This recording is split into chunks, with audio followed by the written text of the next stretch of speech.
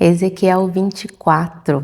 Esse livro foi um livro diferente, assim, foi bem curioso. Ezequiel foi um grande profeta da época de Daniel, do exílio da Babilônia, do reinado de Nabucodonosor, rei Joaquim. Então foi uma época mais ou menos ali 600 anos antes de Cristo. E aí começa assim: no 10º dia do 10º mês do 9º ano, a palavra do Senhor veio a mim. Disse ele: Filho do homem, registre essa data, a data de hoje, porque o rei da Babilônia sitiou Jerusalém exatamente neste dia. Conte a esta nação rebelde uma parábola e diga-lhes: assim diz o soberano, o Senhor. Ponha a panela para esquentar, ponha para esquentar com água, ponha dentro dela pedaços de carne, os melhores pedaços, da coxa e da espádua. A espádua é a região da paleta do ombro. Encha com o melhor desses ossos, apanhe o melhor do rebanho, empilhe a lenha debaixo dela para cozinhar os ossos, faça ferver a água e cozinhe tudo o que está na panela. Então, assim, pega uma panela, coloca água, coloca as melhores partes do animal, aqui ele não diz qual animal, mas coloca as melhores partes do animal e coloca isso para ferver. Porque assim diz o soberano, o Senhor: ai da cidade sanguinária, da panela que agora tem uma crosta, cujo resíduo não desaparecerá. Esvazia, tirando pedaço por pedaço, sem sorteá-los. Então ele está falando assim, essa panela é a cidade sanguinária, que ele está se referindo a Jerusalém. E essas melhores partes, né, que ele fala da coxa, do ombro, do animal, ele está se referindo à nobreza de Jerusalém, tanto da parte política quanto religiosa. Pois o sangue dela derramou, pois o sangue que ela derramou está no meio dela. Ela o derramou na rocha nua, não derramou no chão onde o pó cobriria, para atiçar a minha ira e me vingar, pôs o sangue dela sobre a rocha nua, para que não fosse coberto.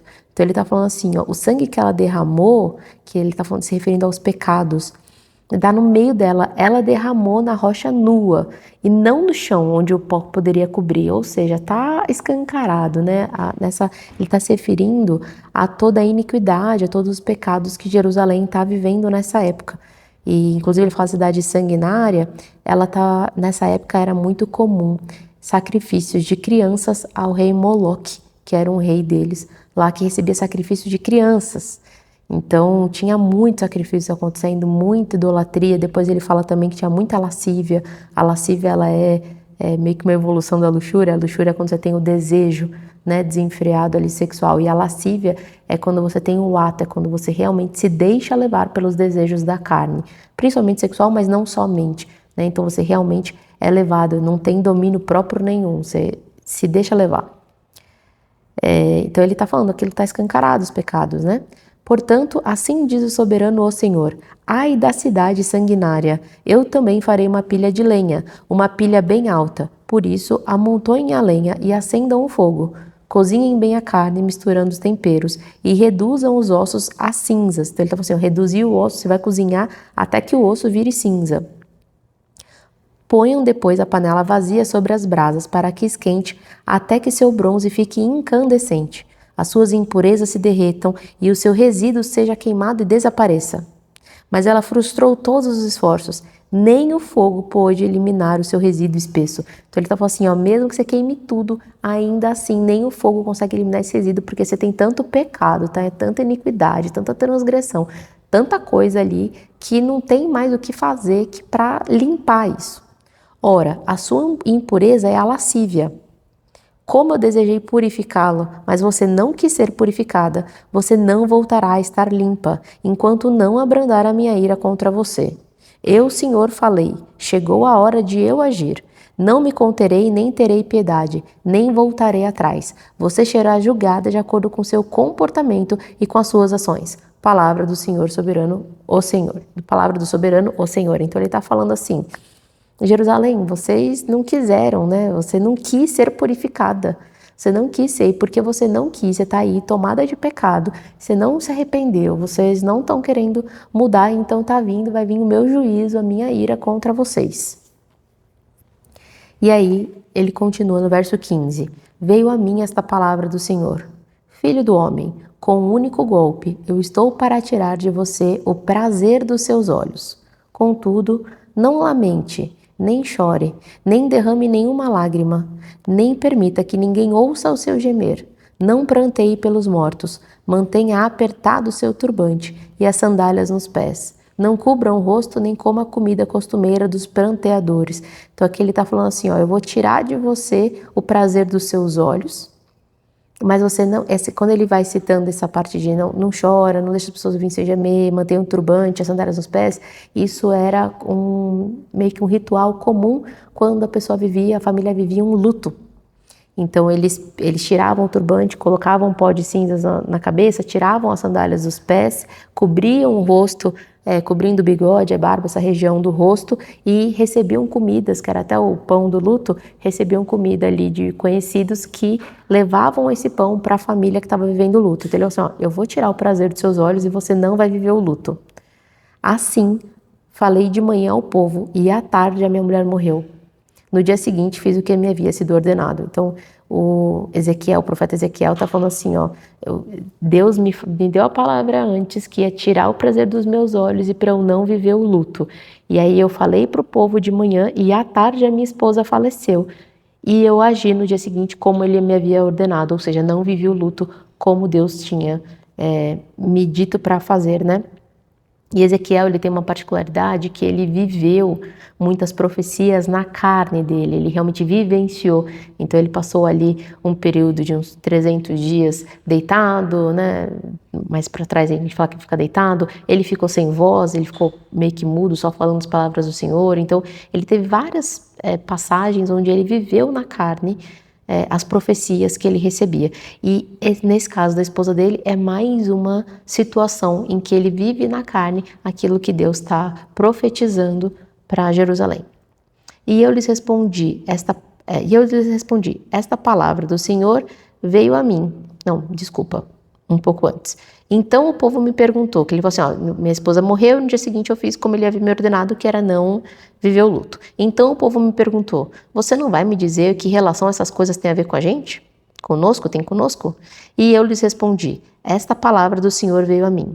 Diga à nação de Israel, assim diz o soberano o Senhor, estou a ponto de profanar o meu santuário, a fortaleza que vocês se orgulham, o prazer dos seus olhos, o objeto da sua afeição. Os filhos e as filhas que vocês deixaram lá cairão à espada. Vocês farão o que eu fiz. Vocês não cobrirão o rosto nem comerão a comida costumeira dos pranteadores. Vocês manterão os turbantes na cabeça e a sandália nos pés. Não prantearão nem chorarão, mas irão se consumir por causa das suas iniquidades e gemer uns pelos outros. Ezequiel lhes será um sinal. Vocês farão o que ele fez. E quando isso acontecer, vocês saberão que eu sou o soberano, o Senhor. Então ele está falando assim, que ele está profetizando aqui o fim do templo, né, que era o templo de Salomão, que tinha em Jerusalém. Jerusalém se orgulhava muito daquele templo e eles chegaram a idolatrar aquele templo. Eles achavam que por conta de ter aquele templo em Jerusalém, ele era blindado ali de todo e qualquer ataque, de tudo que era de ruim e que Deus ia estar sempre com eles por conta do templo. Só que aquele templo se tornou inclusive uma idolatria, porque eles colocavam no templo como se fosse o símbolo de que Deus estava com ele. E que por causa do templo Deus não ia fazer nada, sendo que Deus falou assim, não, eu sou o soberano. Então não adianta você querer idolatrar o templo porque eu sou maior e vocês não podem idolatrar, mesmo que seja algo que foi feito para me exaltar, se aquilo vira idolatria, aquilo foi profanado, e ele foi profanado de diversas formas, inclusive em sacrifícios, idolatria a outros deuses. Então tinha muita iniquidade acontecendo ali no templo e também tinha a própria idolatria com relação ao templo, porque eles achavam que o templo era a salvação, né? O que realmente ia escudar eles de todo e qualquer mal. Então ele fala, mas vocês vão saber que eu sou o soberano e vocês não vão entrar em luta. Eu vou tirar o prazer dos olhos de vocês, isso que vocês têm, vocês vão perder esse templo e vocês não vão viver o luto, assim como o Ezequiel não viveu o luto da esposa. E você, filho do homem, no dia em que eu tirar deles a sua fortaleza, sua alegria e sua glória, o prazer dos seus olhos, também os seus filhos e suas filhas, o maior desejo de suas vidas. Naquele dia, um fugitivo virá dar-lhe a notícia. Naquela hora, sua boca será aberta, você falará com ele e não ficará calado. E assim você será um sinal para eles, e eles saberão que eu sou o Senhor. Então, o que ele está falando aqui? que uma das coisas que aconteceu com Ezequiel foi, lá no começo do livro, no capítulo 3, se eu não me engano, Deus fala para ele que ele está sendo calado, né, ele fica meio que mudo e ele só abre a boca para falar coisas que Deus fala. Então, só para profetizar o que Deus está falando. Então, ele é usado somente para falar, trazer as mensagens de Deus ali para Jerusalém. E aí ele fala assim, ó, quando Jerusalém for destruído, que ele está profetizando o fim de Jerusalém, quando Jerusalém for destruído, um fugitivo, a maioria vai morrer, mas vai ter um fugitivo que vai até Ezequiel e contar que a profecia se cumpriu. E naquele momento, a boca de Ezequiel se abre e ele volta a falar, ele deixa de ser mudo e falar tudo, né? E isso vai ser um sinal que vocês vão saber que eu sou o Senhor. Então ele solta, e realmente isso acontece, se eu não me engano, no capítulo 30, isso realmente acontece, né? Então, Deus ele está trazendo nesse capítulo 24 a soberania dele, né? E como que a Bíblia falou comigo hoje com relação a isso? Muito forte com relação à idolatria. Porque a idolatria ela é citada mais de 110 vezes na Bíblia e todas as vezes sendo algo que Deus repudia, né? Então tem diversas situações em que existem ali situações em que Deus se ira e para romper com a idolatria, e além de ter a ira de Deus, a idolatria ela é um pecado. Ela está infringindo, inclusive, os 2 primeiros mandamentos, que é amar a Deus acima de todas as coisas. Se eu estou idolatrando, eu estou colocando algo entre mim e Deus. E não idolatrar imagens e tal, né? Não ter idolatria. É o 2º mandamento. Então, de 10 mandamentos, eu estou quebrando 2 quando eu idolatro. E toda vez que eu peco, eu estou dando legalidade para o inferno na minha vida, né? O pecado, ele é uma porta ali para o inferno. Então, Deus ele é totalmente contra, né? Tem vários relatos ali da ira de Deus, existe todo um juízo de Deus contra a idolatria. Ela é um pecado, ela está dentro dos 10 mandamentos, né? De 10, 2 citam ali de alguma forma a idolatria. E além disso tem o nosso lado, né? O quanto a gente se afasta de Deus, sabe? Então, para mim, ela falou muito num ponto assim mais sutil, porque quando a gente fala assim, tem uma imagem, ou grandes coisas que a gente idolatra, aí é fácil da gente perceber e não fazer, né, no dia a dia.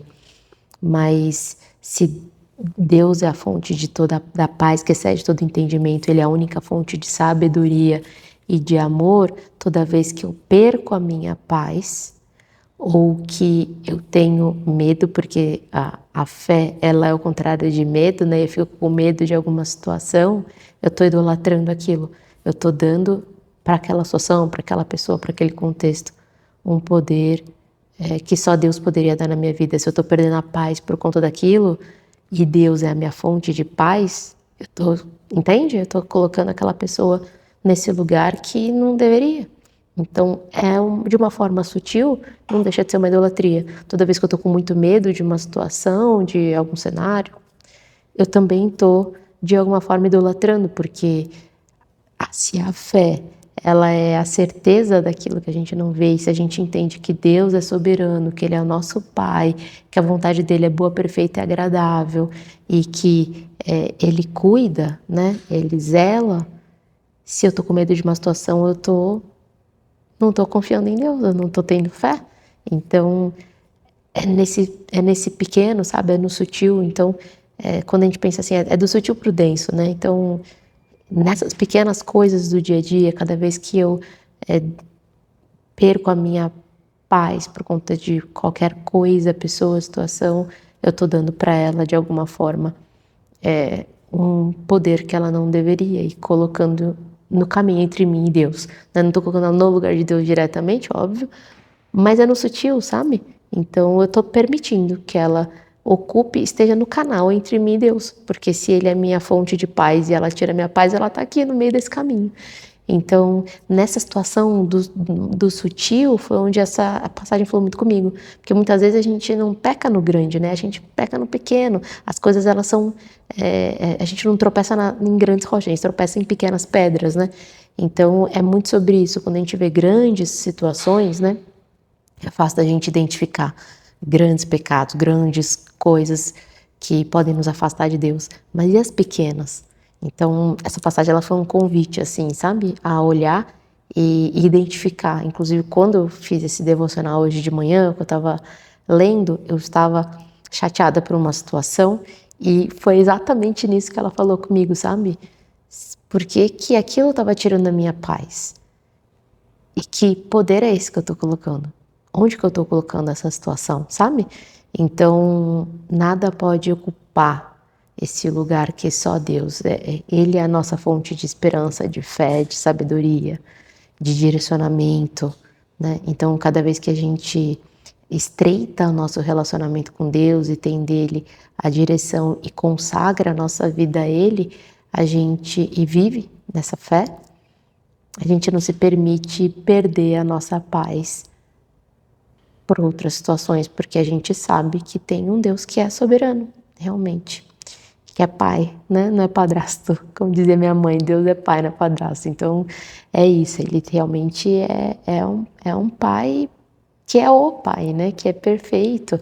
Então, foi assim que a Bíblia falou comigo hoje. Te convido a ler Ezequiel 24 e todo o livro de Ezequiel, na verdade, porque quando a gente começa a ler lá os primeiros capítulos, 1, 2, 3, 4, 5, ele vai contando como foi esse chamado profético de Ezequiel.